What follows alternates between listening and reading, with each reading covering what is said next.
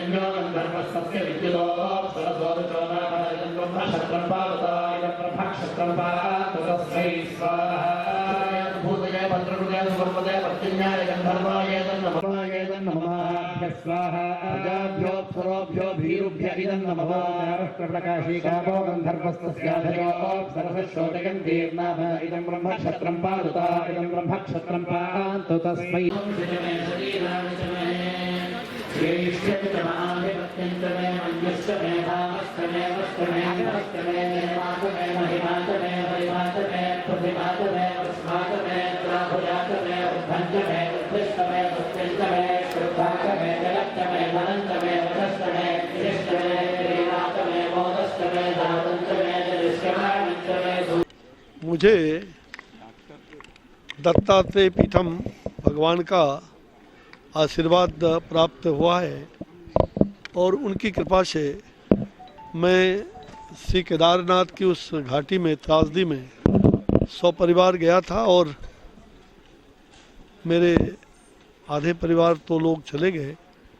मैं 8 लोग, मैं, मेरी पत्नी, दोनों बच्चे, दोनों की पत्नी, दोनों को एक एक बेटे, प्रभु की कृपा से, केदारनाथ की कृपा से बच के आया। आज श्री केदार खंड में मैं विश्व कल्याण के लिए हमारे परम पूज्य गणपति सच्चिदानंद स्वामी जी महाराज, दत्तापीठम भगवान जी, भगवान दत्तापीठम, उन्होंने जो ये यज्ञ अपने आश्रम के शुभारंभ के अवसर पर, ये 4था दिन यज्ञ का है, इस यज्ञ में आहुति देने के लिए और इस यज्ञ के महोत्सव में सम्मिलित होने के लिए, स्वामी जी का आशीर्वाद प्राप्त करने के लिए आज मैं यहाँ आया वाराणसी में।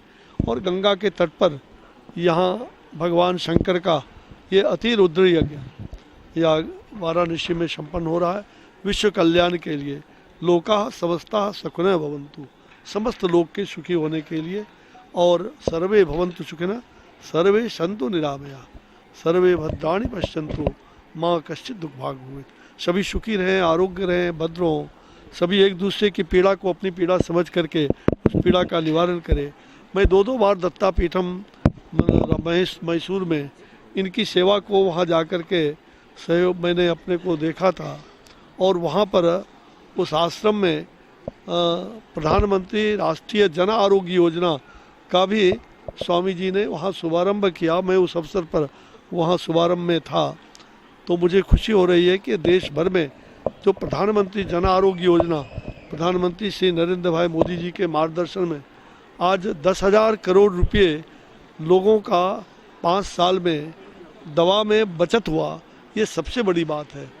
और सस्ती दवाइयाँ जो हमारे आयुष्मान भारत को लेकर के प्रधानमंत्री जी के निर्देश में, मार्गदर्शन में आज 60 लाख लोगों ने लाभ उठाया है।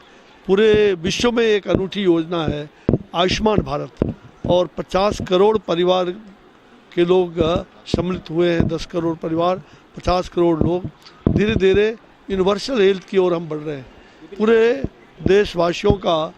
और यह 50 करोड़ आने वाले दिनों में प्रधानमंत्री जी के मार्गदर्शन में 100 करोड़ लोगों की भी योजना बन रही है भविष्य के लिए। तो मुझे विश्वास है कि वाराणसी के सांसद के रूप में, देश के लोकप्रिय प्रधानमंत्री के रूप में आज देश और दुनिया में प्रधानमंत्री आदरणीय श्री नरेंद्र भाई मोदी जी हम सब लोगों को मार्गदर्शन दे रहे हैं और भगवान दत्तात्रेय की कृपा से वो जन कल्याण के लिए आगे बढ़ते रहें, ऐसा स्वामी जी का आशीर्वाद भी उनके लिए हमें प्राप्त हुआ। प्रदूषण का माहौल, जो प्रदूषण फैलता जा रहा है, चाहे दिल्ली हो चाहे यूपी। अभी फिर सुप्रीम कोर्ट ने 4 राज्यों के सेक्रेटरी को नोटिस भेजी है। 4 राज्यों देखिए प्रदूषण, इसीलिए तो प्रधानमंत्री जी ने लोगों से आग्रह किया है कि स्वच्छता को अपनाएं, स्वच्छ भारत स्वस्थ भारत। और जो इस प्रकार के प्रदूषण हो रहे हैं, पर्यावरण की रक्षा करें, फल वृक्ष लगाएं, पर्यावरण को संतुलित रखें। प्रकृति का रक्षा, पर्यावरण की रक्षा तभी होगी आपकी सुरक्षा। और इसलिए उस पर सरकार काम कर रही है। इसको स्वयं भी नियंत्रित करना है, हमें स्वयं भी ऑक्सीजन अधिक से अधिक कैसे प्राप्त हो उसकी चिंता हर नागरिक को करना है। और सरकार उस काम को यशस्वी ढंग से करने का प्रयास कर रही है। पर्यावरण की रक्षा की बात कर रहे हैं, लेकिन जो विपक्षी पार्टियां वो तो आप पे लगातार हमले कर रही हैं। वो तो कह रही देखिए हैं फिर कि सरकार कुछ कर नहीं रही है। यहाँ पार्टी की बात नहीं, यहाँ सत्संग में आए हैं। हम जो कर रहे हैं वो दुनिया देख रही है, इसलिए किसी के कहने ना कहने से हम कुछ नहीं करने वाले। आज दुनिया देख रही है कि भारत का नाम विश्व में, जो आज 21वीं शताब्दी का भारत फिर से विश्व गुरु बनने की तैयारी में है। और हम सभी लोग पूरे भारतवासियों को स्वस्थ और सुखी देखना चाहते हैं। हम सबके कल्याण के लिए काम कर रहे हैं। सरकार जो जनता को स्वीकार हो वही सरकार होता है। सरकार वो काम बखूबी कर रही है प्रधानमंत्री जी के मार्गदर्शन में, इसमें कहीं दो मत नहीं। मैं आज यहाँ के कार्यक्रम के तुरंत बाद अभी कैंसर संस्थान जो वाराणसी विश्वविद्यालय में और भाभा टाटा इंस्टीट्यूट का जो दोनों ही कैंसर संस्थान में वहाँ भ्रमण करने जा रहा हूँ। वहाँ इंस्पेक्शन निरीक्षण करके और फिर मैं यहाँ से वहाँ धर्म आध्यात्म दिल्ली की बात जाऊँ। हो रही है, लेकिन अभी जो राम मंदिर को लेके अभी जो विपक्ष के जो दल है, विपक्षी दल है, वो आज मीटिंग कर रहे हैं। फिर से सुप्रीम कोर्ट जा सकते हैं मुस्लिम पक्ष का। मुझे लगता है कि हम सब लोग मिल के चलें। मैंने कहा ना, ओम सहना भवतु, सभी मिल के चलें। कोई सुप्रीम कोर्ट का निर्णय स्वागत योग्य कदम है, लेकिन कोई जीत हार की बात प्रधानमंत्री जी ने कहा है और हम सब लोग जानते हैं जीत हार की बात नहीं है। हम पूरी तरह से देश को एकजुट होकर के एकात्म भारत, एक भारत श्रेष्ठ भारत, अखंड भारत, हम भारत के लोगों को, हिंदू मुसलमान सभी मिल करके हम चलेंगे। और जो भगवान की भक्ति है, जो राम भक्ति है, वही भारत भक्ति है। प्रधानमंत्री जी ने भारत भक्ति को ही राम भक्ति कहा, इसलिए हम सभी, मैं इस विषय पर कुछ भी कहना उचित नहीं समझता। मैं आज जिस आध्यात्मिक कार्यक्रम में आया हूँ वहाँ इस प्रकार के प्रसंग का बात करना मेरे लिए उचित नहीं है। धन्यवाद। बात करें कांग्रेस, मैंने पहले कहा मैं सत्संग में हूँ, महाराज जी के आश्रम में हूँ, इस धार्मिक आध्यात्मिक कार्य में आया हूँ। अनुष्ठान में आप आए हैं, लेकिन जिस तरीके से सुप्रीम कोर्ट का फैसला है काफ़ी स्वागत योग्य था। लेकिन अब मुस्लिम पर्सनल लॉ बोर्ड ने एक बैठक की है लखनऊ में आज, और वो उन्होंने कहा है कि रीपिटिशन फाइल करेंगे वो। देखिए, किसी को भी सब प्रकार की स्वतंत्रता है, सुप्रीम कोर्ट सर्वोच्च है और इसके लिए मुझे कुछ उस पर कोई बात करना नहीं है। मैं आज आध्यात्मिक कार्यक्रम में आया हूँ, इसलिए मैं संदेश देना चाहता हूँ कि सभी लोग स्वस्थ रहें, सभी आरोग्य रहें और मानव शरीर यह जो बना है, क्षिति जल पावक गगन समीरा, ये पंच तत्व से निर्मित शरीर है। पंच तत्व की रक्षा अवश्य करें।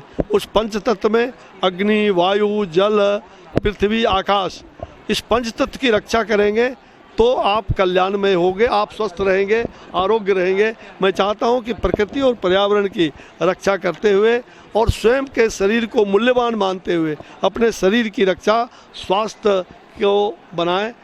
और इससे बड़ी बात क्या हो सकती है। अंतिम सवाल है, धर्म आध्यात्म मंदिर मठों की बात हो रही है, लेकिन अयोध्या में जो परिस्थितियां बन रही हैं कि वहाँ पुजारी जो है संत महात्मा वो लड़ाई कर रहे हैं, वो क्यों ऐसा? भाई मुझे लगता है ऐसा नहीं, सभी मिल के काम करेंगे, सभी मिल के रहेंगे।